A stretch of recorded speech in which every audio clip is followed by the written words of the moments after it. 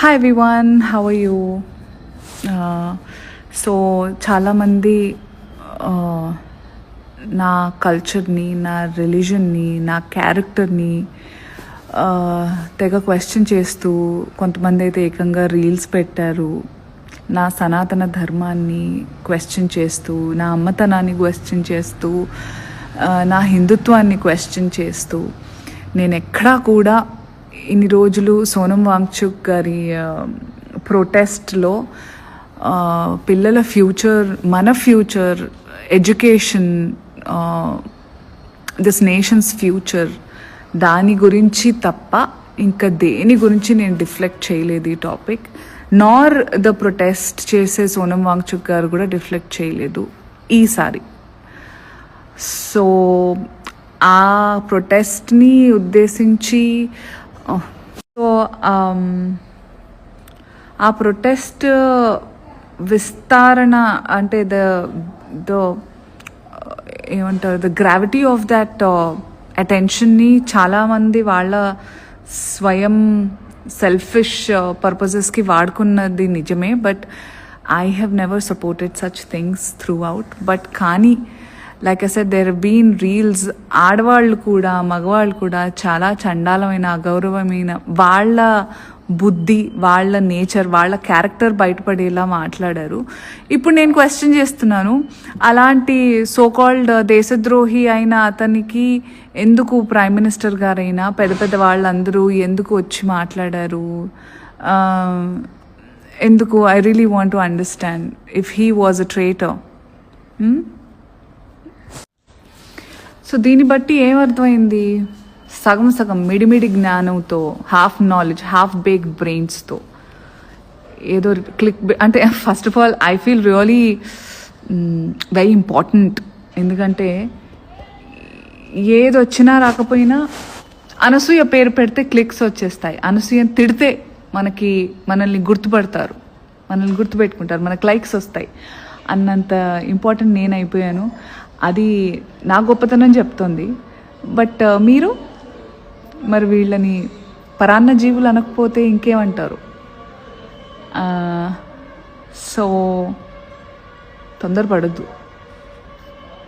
ఏదో లోకులు కాకులు నిజంగానే వాళ్ళందరూ ఏదో అన్నారు, ఎక్కడి నుంచో ఏదో ముందు వెనక తలా తొక్క తెలుసుకోకుండా అనేద్దాం అని అనకూడదు. But I'm really happy that Sonam Wangchuk గారి పర్పస్ హాఫ్ వే ఫుల్ఫిల్ అయింది. అదే ఏం చెప్తున్నానంటే, I'm really very happy that mister Sonam Wangchuk has ended his 26-day long fasting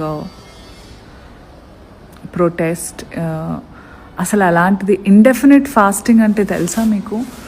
అంటే ఎప్పటిదాకా అంటే కొంతమంది 5 రోజులు 10 రోజులు ఇట్లా, కానీ ఎప్పటిదాకా హంగర్ స్ట్రైక్ ఉంటుందో తెలియకుండా ఆయన కూడా కేవలం అకౌంటబిలిటీ, జవాబుదారీతనం గురించి,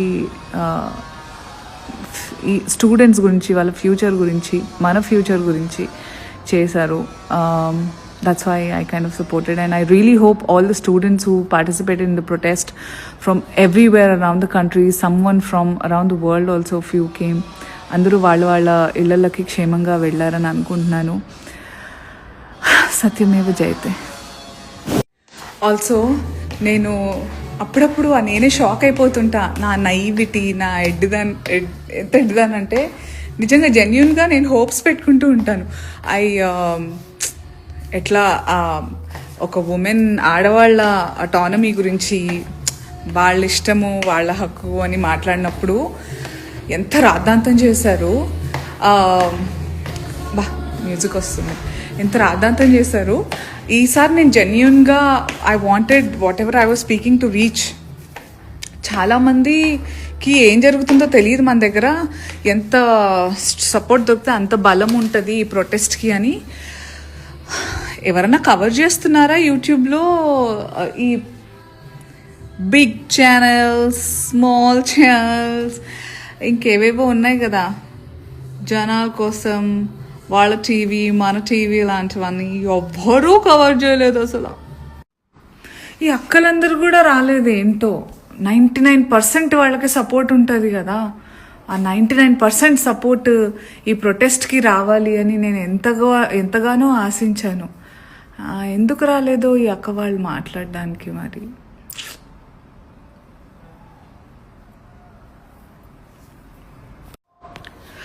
ఆన్ అ సీరియస్ నోట్ నేను ఏం చెప్పదలుచుకున్నానంటే, మనవి నమ్మకాలు ఉంటాయి కదా కొన్ని, ఎవరికి ఏ మతానికి సంబంధించిన వాళ్ళు, మన పెద్దవాళ్ళు చెప్పారని కొన్ని, మన ధర్మానికి సంబంధించి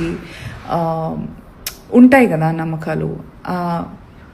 అవి మన ఎదుగుదలకి, మన సరైన దారిలో వెళ్ళడానికి తోడ్పడుతున్నాయి అంటేనే ఫాలో చేయాలి.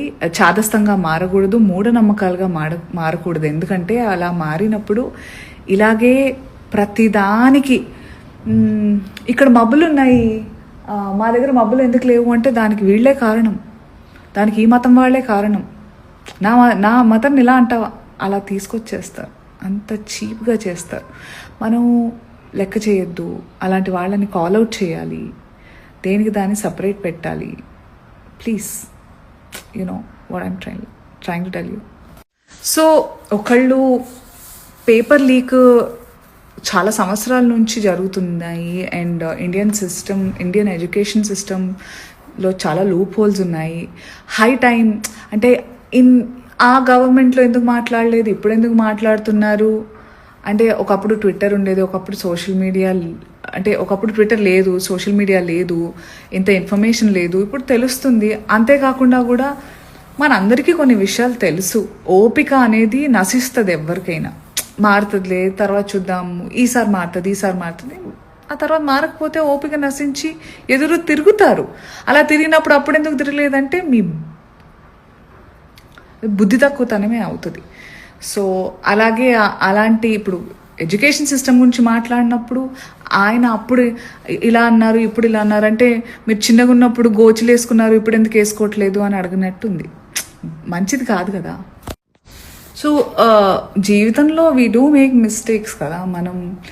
మన వల్ల కొన్ని తప్పులు జరుగుతాయి. వాటిని సరిదిద్దుకోకుండా వాటిని కప్పిపుచ్చే ప్రయత్నాలు చేస్తే అప్పుడు డెఫినెట్గా తప్పు అవుతుంది. బట్ ఇప్పుడు మంచి చేద్దాం అనుకుని దానికి పాతవి తవ్వి, if you dig old skeletons, తవ్వకాల నుంచి బయటపడినవి కంపు కొడతాయి అంతే.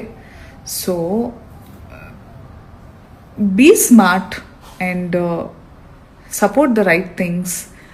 ఇమాజిన్ ఇట్లా చీటింగ్ చేసి లీక్లైన పేపర్స్ తోటి రేపు మాపో ఎవరో డాక్టర్ అయ్యారనుకోండి, ఆ డాక్టర్కి ఏది కట్ చేస్తే ఏమవుతుంది, ఏం తెలుస్తుంది, ఏం చేస్తే ఏం తెలీదు.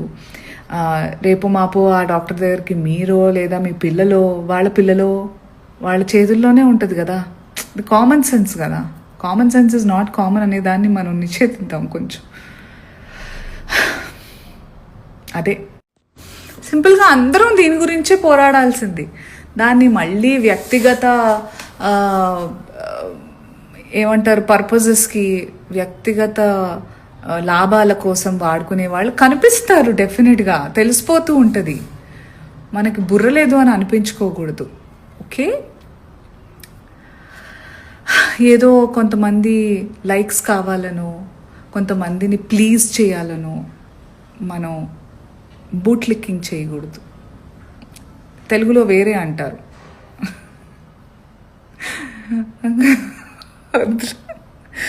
Anyway, I'm really very happy that Mr. Wangchuk's protest has been most of it fruitful, but I'm sad to see so many videos, but a kashtaniki phalitam. I'm so proud of today's youth. I love you guys. You're so inspiring.